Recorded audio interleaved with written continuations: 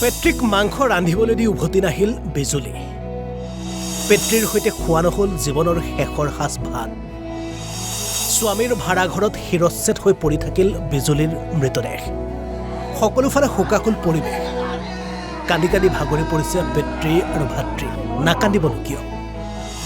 Patrick মাংস ৰান্ধিবলৈ দি ঘূৰি নাহিল কন্যা। এগৰাকী বিজুলী নাথ।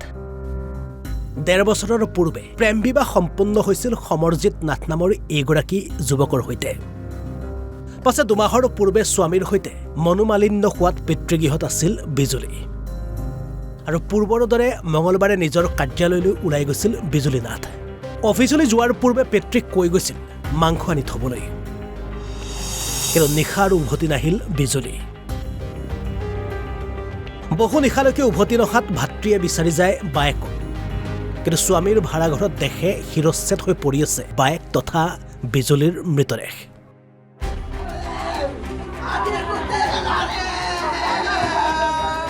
অন্যহাতে পত্নীক হত্যা কৰি নিজকে শেষ কৰাৰো সিদ্ধান্ত লয় স্বামী সমৰজিৎ নাথে।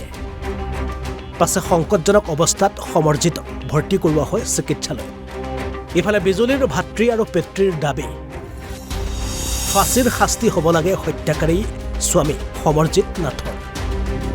পাছে এই সময়লৈকে জানিব পৰা হোৱা নাই যে কি কাৰণত স্বামীয়ে হত্যা কৰিলে পত্নী বিজুলী নাথক। মঙলবাৰ বৈতামাৰী কি বজাৰ বাৰ মই মাছ নিছোঁ, মাংস নিছোঁ। দেউতাই মোক মানে কি পইচা দিছোঁ, বজাৰ কৰিছোঁ। মই ভাবিলোঁ ৬টা বাজি ভণ্টি কিয় ঘৰত নাহে? ৫:৩০ দি ঘৰত আহে অফিচৰ পৰা। এইবাৰ মই স্কুটিখন লৈ ইয়াতে আহিলোঁ। ইয়াতে মই চাওঁ ভণ্টিটো নাই। মোৰ ঘৰ সমৰজিৎ নাথে মানে ইয়াত কি ভাড়া থাকে। ১.৫ মাহমান মানে নাছিল, মানে কাজিয়া সূত্ৰে আমাৰ ঘৰত আছিল মোৰ ভণ্টি। সেই ঘৰৰ পৰা তোমাৰ অফিচ কৰে আৰু ঘৰত যায়। আজি সি অফিচৰ পৰা ঘৰত গৈতে সমৰজিতে মানে তাৰ ভাড়া ৰুমত সোমাই কাটি মাৰিছে। ঘটনা হৈছে তাৰমানে তেওঁলোকৰ কিছুদিন আগতে, এবছৰ ১.৫ মাহমান আগতে কিবা ঘৰত কাজিয়া হৈছিল। কাজিয়া হোৱাৰ কাৰণে সি মোৰ ঘৰত বাপেকৰ ঘৰত গৈছে, মোৰ ঘৰত গৈছে। তাৰমানে মোৰ ঘৰত গৈছে, তাতে আছিল। সেইটো ঘৰৰ পৰা তেওঁলোকে অফিচ কৰে, ডিউটি কৰে আৰু যায়।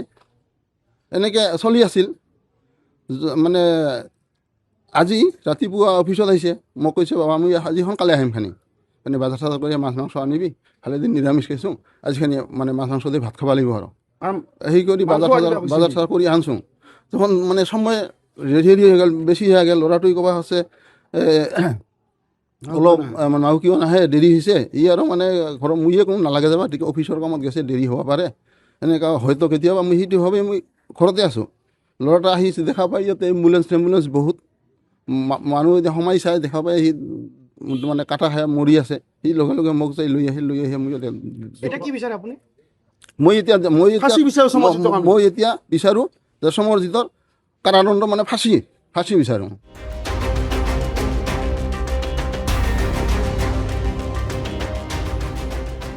বঙাইগাঁৱৰ পৰা বিক্ৰম ৰঞ্জন ৰয়ৰ ৰিপৰ্ট, অসম লাইভ 24।